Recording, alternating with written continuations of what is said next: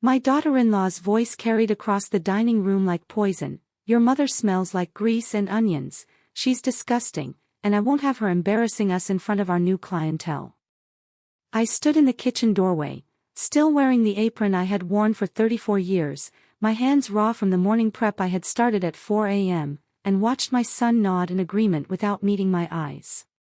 But what my daughter-in-law didn't understand, what my son had apparently forgotten, was that I wasn't just the cook who smelled like grease. I was the only person alive who knew the secrets that had kept Marisol's kitchen running for 3 decades, secrets that couldn't be found in any recipe book, any supplier contract, or any health code manual. They wanted me gone. They were about to discover exactly what that meant. I built Marisol's kitchen from nothing. In 1990, I was a 26-year-old single mother with a 3-year-old son, no husband, no degree, and exactly $3,400 in savings from years of working double shifts at other people's restaurants.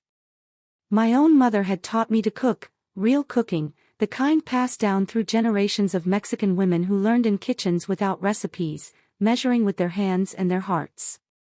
I found a failed pizza shop in a strip mall on the east side of Phoenix, negotiated the lease down to something I could almost afford, and opened Marisol's kitchen with a menu of 12 items and a prayer. The first year nearly killed me. I worked 18-hour days, 7 days a week. I was the cook, the server, the dishwasher, the accountant, the janitor. I slept on a cot in the back room because I couldn't afford both rent and childcare. My son, Daniel, grew up in that kitchen, doing homework at the prep station, playing with measuring cups, falling asleep to the sound of me chopping vegetables for the next day's service. But slowly, impossibly, the restaurant succeeded. The food was authentic, recipes from my mother, my grandmother, my great-grandmother. Dishes that had been perfected over 100 years in Sonoran kitchens, adapted for American ingredients but never compromised. People tasted the love in every bite, the history, the soul that mass-produced Tex-Mex could never replicate. By year 5, we had lines out the door. By year 10, we had expanded into the space next door and hired a full staff. By year 20, food critics were calling Marisol's Kitchen the best authentic Mexican restaurant in Arizona, and celebrities made pilgrimages to taste my mother's mole recipe. I did all of this while raising Daniel alone. I did all of this while teaching him the business, the recipes, the relationships that made the restaurant work. I did all of this while planning for the day I would hand him the keys and watch him carry our legacy forward.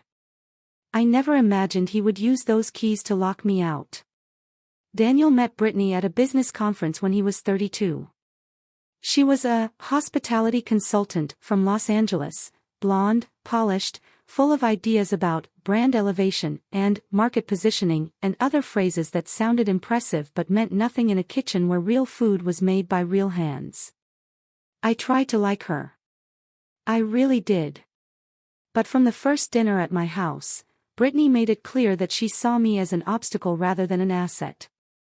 She wrinkled her nose at the food I served, the same recipes that had built a multi-million-dollar business. She made comments about modernization and updating the concept that made my skin crawl.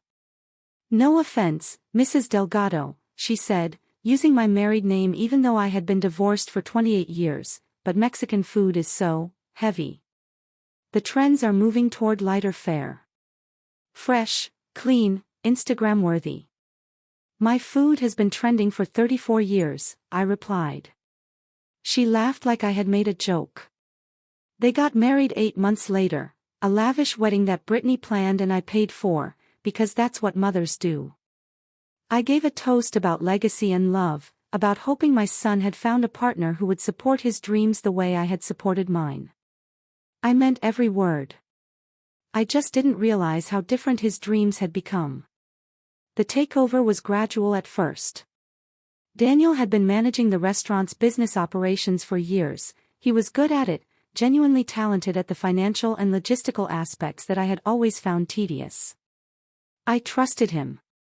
I had groomed him specifically to take over when I was ready to retire. But after the wedding, Brittany started showing up at the restaurant. She had opinions about everything. The decor was dated. The menu was cluttered. The staff uniforms were unflattering. She wanted to rebrand, to target upscale diners, instead of the families and working people who had been our loyal customers for decades. "We're leaving money on the table," she insisted during one of our increasingly tense management meetings. "This location, this reputation, we could charge twice as much if we elevated the experience." "The experience is the food," I said. "The authenticity. People come here because it tastes like their grandmother's kitchen." "Whose grandmother?" Brittany scoffed. "Rich people don't want to feel like they're eating at someone's grandmother's kitchen. They want white tablecloths and wine pairings and a chef who trained in Paris." "I trained in my mother's kitchen in Hermosillo. That's why this restaurant exists." Brittany looked at Daniel with the expression of someone whose patience was being tested. Daniel looked at the table. "Mom," he said quietly, "maybe we should consider some changes. Just small ones. To stay competitive." That was the moment I knew I was losing him. The small changes became big changes. First, they hired a brand consultant, one of Brittany's friends from LA, who redesigned our logo, our menus, our website. Gone was the warm terracotta color scheme that had welcomed customers for 30 years. In its place, minimalist white and gray, clean lines, a logo so abstract that no one could tell what kind of restaurant we were. Then they started tweaking the menu. Not my recipes, not yet, but the descriptions, the portions, the prices. Brittany insisted on smaller plates at higher prices, calling it tapas style, even though tapas were Spanish, not Mexican, and the concept made no sense with our food. Then they changed the staff. Servers who had worked with us for a decade were suddenly not the right fit for the elevated brand image. They were replaced with young, attractive people who looked great in the new uniforms but knew nothing about Mexican food or hospitality. I watched all of this happening. I protested, I argued, I tried to make Daniel see what he was doing. But every time I raised an objection, Brittany was there with a counter-argument, a statistic, a projection showing how much more money we would make if we just trusted her vision. And Daniel, my Daniel, the boy I had raised in that kitchen, who had tasted my recipes before he could form words, chose her. Every single time. The firing came on a Tuesday morning. I arrived at 4 a.m., as I had for 34 years, to start the prep for the day's service. The back door was locked, not unusual, except my key didn't work. I tried the front door. Same thing. I called Daniel. No answer. I sat on the back steps of my own restaurant, watching the sun come up over the strip mall parking lot, until Daniel's BMW pulled in at 7:30. He wasn't alone. Brittany was with him. "Mom," Daniel said, not meeting my eyes. "We need to talk. You changed the locks. It's part of the transition. We're making some structural changes to the business, and," he's trying to be diplomatic, Brittany interrupted. "I'll be direct. Your role here is no longer necessary. We've hired a professional chef, someone with actual credentials, and we're moving in a different direction. Your presence in the kitchen is confusing for the new staff.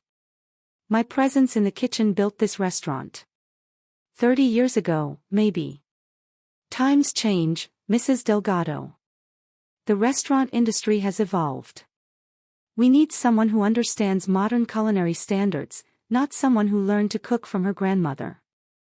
I looked at my son. "Daniel. Are you going to let her talk to me like this?" He finally met my eyes.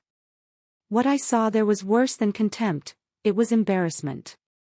"Mom, you have to understand, the business has to come first. Brittany has experience with high-end restaurants.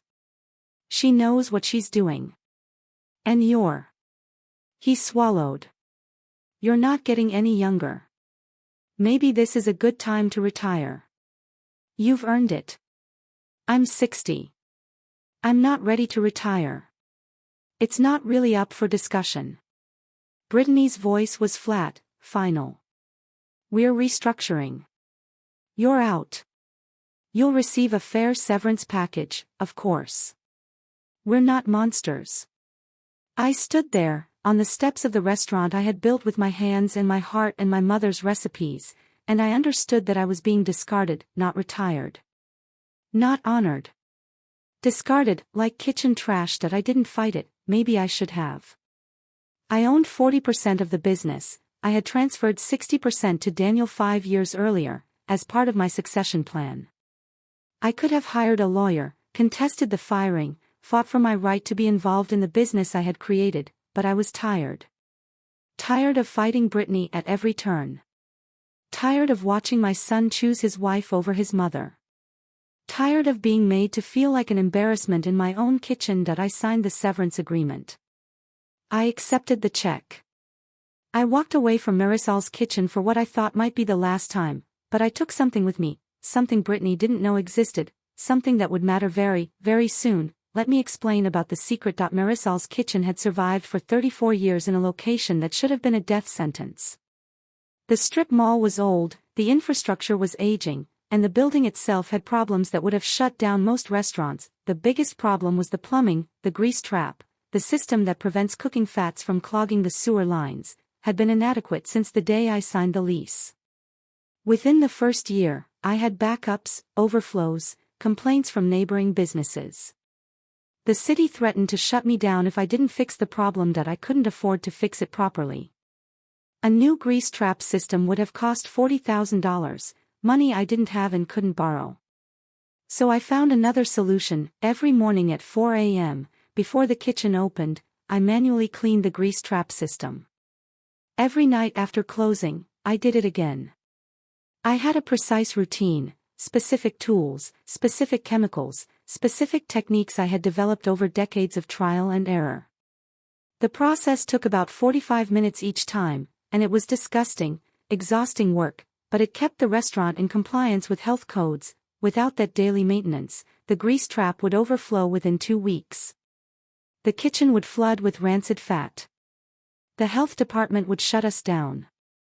The building would become a biohazard. That I had been doing this routine for 34 years, that I had never told anyone, not the staff, not my son, not anyone, because I was ashamed of the workaround. Other restaurants had proper systems.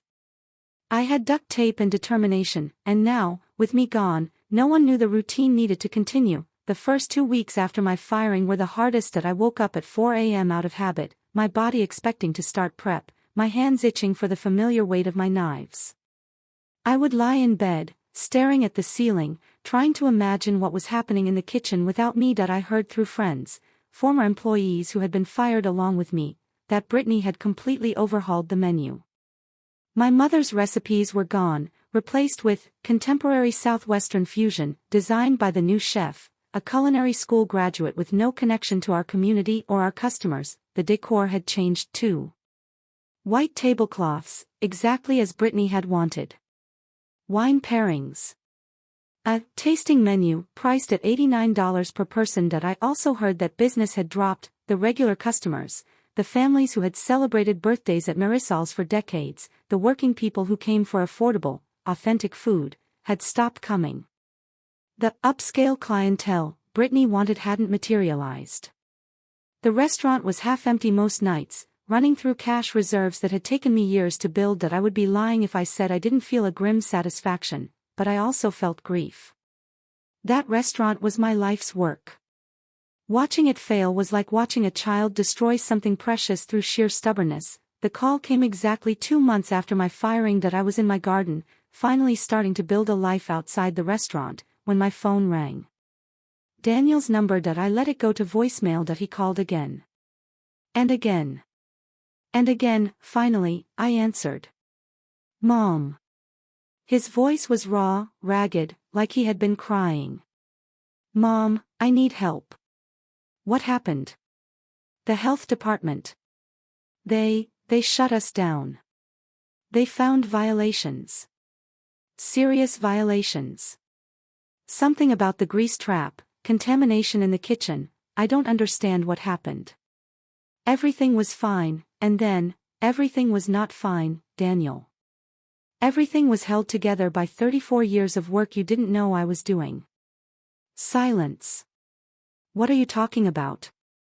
The grease trap system is inadequate. It always has been. I cleaned it manually, twice a day, every single day for 34 years. Without that maintenance, the system fails within 2 weeks. More silence. You never told me that. You never asked. You never asked about anything, the supplier relationships I had cultivated, the equipment maintenance schedules I kept in my head, the 1,000 small details that kept that kitchen running. You just assumed it all happened by magic. Mom, please. He was crying now, really crying. They're going to fine us. They might revoke our license permanently. We're looking at, the lawyer says we could lose everything. Brittany is blaming me. She says I should have known, should have done due diligence before taking over, Brittany. I laughed, a short, bitter sound. Brittany, who called me disgusting. Brittany, who said I smelled like grease. Do you know why I smelled like grease, Daniel? Because I spent an hour every morning and an hour every night crawling into that trap system to keep your restaurant from becoming a health hazard. That's what kitchen trash does. That's what your mother did for you. I'm sorry. I'm so sorry. Please, can you help? Can you come back? Even just to show us what to do. I thought about 34 years of building something from nothing. I thought about the recipes my mother had taught me, the ones Brittany had thrown away. I thought about standing on the steps of my own restaurant, key in hand, being told I was no longer necessary. And I thought about my son, my Daniel, who I had raised alone, who I had given everything to, who had chosen his wife over me. No. The word hung in the air. Mom, no, Daniel. I can't help you. I won't help you. Please. I'm begging you. You should have thought about that before you let your wife call me disgusting. Before you changed the locks on my own restaurant. Before you discarded me like I was garbage. I took a breath, steadying myself. I gave you everything, Daniel. I gave you my business, my recipes, my life's work. And you let that woman convince you I was worthless. Now you get to live with the consequences. Mom, please, good luck, Daniel. You're going to need it. I hung up that I didn't enjoy what happened next. I want to be clear about that, watching my restaurant fail was not satisfying or triumphant or vindicating. It was heartbreaking. Every news story about the health violations, every social media post mocking the downfall of Phoenix's favorite Mexican restaurant, every piece of gossip that filtered back to me, it all felt like watching someone I loved die, but I also couldn't save them. Even if I had wanted to, the damage was too severe. The health department had found catastrophic violations, not just the grease trap overflow, but contamination throughout the kitchen that had resulted from it. Food stored improperly, cross-contamination, bacterial growth in areas that should have been sterile. The new chef, with all his culinary school credentials, had no idea how to manage a real kitchen under crisis conditions. They were fined $47,000 and ordered to close for a minimum of 90 days for remediation. The remediation estimate came back at $180,000 that they didn't have the money. The reserves I had spent decades building were gone, spent on Brittany's renovations and rebranding. The revenue had dropped by 60% since I left. They were hemorrhaging cash. Daniel called me 3 more times during that first week after the shutdown. I didn't answer. He sent emails, texts, even a handwritten letter that arrived in my mailbox with tear stains on the paper. I read the letter. I couldn't help myself. Mom, I don't know how to apologize for what I've done. I don't know if words can fix this. Brittany left. She said she didn't sign up for a failing business and a mama's boy. She packed her things and went back to LA. I don't think she's coming back. I've been walking through the restaurant, through the empty kitchen, trying to understand what went wrong. And I keep coming back to the same answer: I forgot where I came from. I forgot who built this place. I forgot that my mother spent 34 years working harder than anyone I've ever known to give me a future. You used to tell me that the secret ingredient in your cooking was love. I thought it was just something mothers say. I didn't realize you meant it literally, that every dish, every day, every decision was an act of love for your customers, your employees, your son. I threw that away. I let someone convince me that love was less important than profit, that authenticity was less valuable than trends, that my own mother was an obstacle instead of the foundation of everything I had. I'm sorry. I'm so sorry. I don't expect you to forgive me. I just needed you to know. Daniele cried when I read it. I cried for hours, sitting in my garden, holding the letter, mourning everything we had lost, but I didn't call him, not yet that I needed him to understand. To truly, deeply understand what he had done, not just intellectually, but in his bones. I needed the full weight of consequences to settle on his shoulders before I could even think about rebuilding our relationship. Some lessons can only be learned through pain. The restaurant closed permanently 6 weeks later. Daniel couldn't raise the money for remediation. The landlord terminated the lease. The equipment was sold at auction, the inventory liquidated, the business dissolved. 34 years of work, erased in 4 months. That I went to the auction. That I didn't bid on anything. I couldn't bear to take pieces of my kitchen and put them somewhere else, like organs harvested from a body. But I stood in the back of the room and watched strangers buy my prep tables, my ovens, my refrigerators. I watched them carry away the physical infrastructure of my life's work, piece by piece. Daniel wasn't there. I learned later that he couldn't bring himself to come. That I understood. Some grief is too heavy to witness directly. 3 months after the auction, there was a knock on my door. Daniel stood on my porch, thinner than I had ever seen him, with dark circles under his eyes and a beard that spoke of weeks without self-care.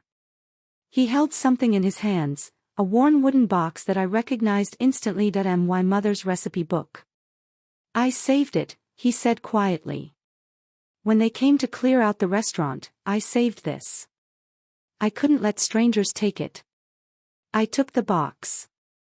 Inside, wrapped in cloth I had embroidered as a child, was the notebook my grandmother had used to record her recipes.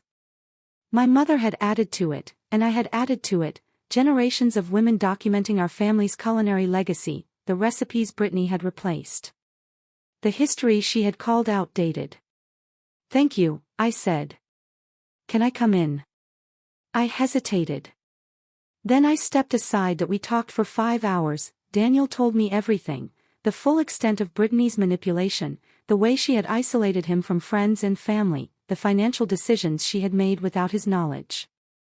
He told me about the shame he felt, the grief, the realization that he had destroyed something irreplaceable, and I listened. I told him about the grease trap.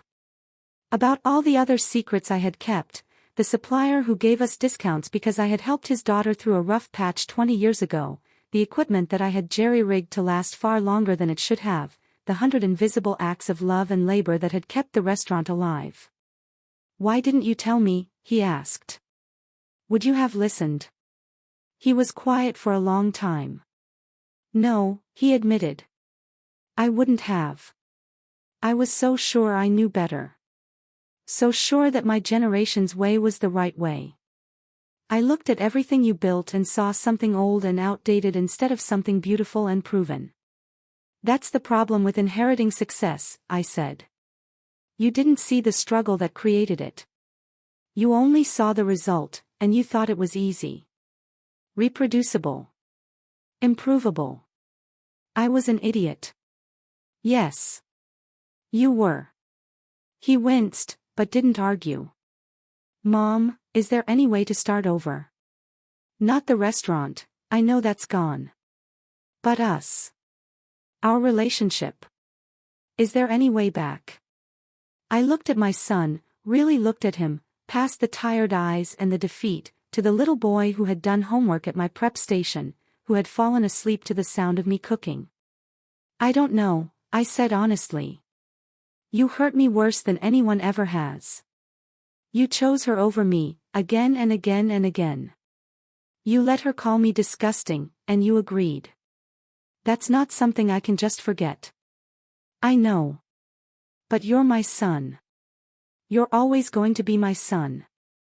And maybe, we can find a way forward. Not backward to what we had. That's gone. But forward to something new. He started crying again. I let him. It's been 2 years since that conversation. Daniel works in restaurant supply sales now. A good job, stable, using the industry knowledge he accumulated over decades. He's divorced from Brittany, who is apparently failing at her next venture in Los Angeles. He lives alone in a small apartment and comes to dinner at my house every Sunday. That we don't talk about the restaurant often. The wound is still too fresh, even now, but last month, he brought me something. A business plan. It's just an idea, he said quickly. You don't have to do anything with it. But I've been thinking, and I've been saving money, and there's a space available. Small. Not like before. But maybe. I looked at the plan. It was thorough, realistic, conservative. He had learned from his mistakes. Marisol's Kitchen 2.0. I said, reading the proposed name. I know it's presumptuous. I know I don't deserve to use your name. But I thought, maybe, if you wanted to, we could do it together. Really together this time. With you in charge of the kitchen and me handling the business. The way it should have been. I set down the plan. The recipes your wife threw away, I still have them. Every single one. I know. I saved your mother's book. The grease trap problem, we would need to solve it properly this time. A real system, properly installed. I've already gotten quotes. It's expensive, but we can afford it if we start small. I looked at my son, this man who had broken my heart and was now trying, imperfectly but sincerely, to make amends. I'm 62 years old, Daniel. I don't know if I have another 34 years in me. You don't need 34 years. You just need to teach me. Really teach me, this time. Everything, the recipes, the relationships, the grease trap, all of it. I'll listen. I promise I'll listen. I thought about my mother, who had taught me everything she knew. I thought about my grandmother, whose recipes had anchored our family for generations. I thought about all the women who had passed knowledge from hand to hand, mother to daughter, grandmother to granddaughter, keeping traditions alive through love and persistence. I thought about legacy. One condition, I said. Anything. The restaurant is in my name. 100%. You work for me, not with me. If you ever, try to push me out again, or bring someone into the business who doesn't respect what we do, I will shut it down myself. No second chances. Daniel nodded slowly. That's fair. More than fair. And no white tablecloths. No wine pairings. No contemporary fusion nonsense.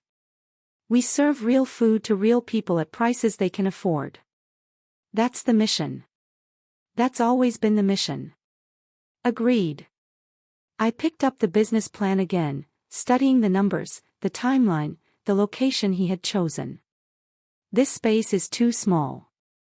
I know, but it's what we can afford. There's a larger space 2 blocks away. The owner is a former customer, his daughter had her quinceañera at the original restaurant. He'll give us a good deal if I ask. Daniel stared at me. You've already looked into this. I've been thinking about it for a year. I wasn't sure if you were ready. I set down the plan and met his eyes. Are you ready, Daniel? Really ready?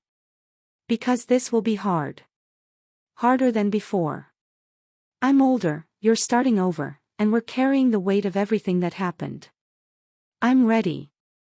I've never been more ready for anything in my life. I reached across the table and took my son's hand. Then let's build something together. Something that will last. The new restaurant opens next month. We're calling it Marisol's Table, a nod to the original, but something new. Something that acknowledges the past without being trapped by it. Daniel has been at the kitchen every day at 4 a.m., learning the routines I never taught him before. The grease trap maintenance. The supplier relationships. The 1,000 small details that keep a restaurant running. He smells like grease most days. Just like his mother. He considers it an honor. The menu is my grandmother's recipes, my mother's recipes, my recipes. 3 generations of women, their knowledge finally being passed to the next generation, not just the flavors and techniques, but the love that makes them work. Brittany called me kitchen trash. She was wrong. I was the foundation. The heart. The secret ingredient that held everything together. And now, finally, my son understands that some lessons take longer to learn than others, but the best ones last forever.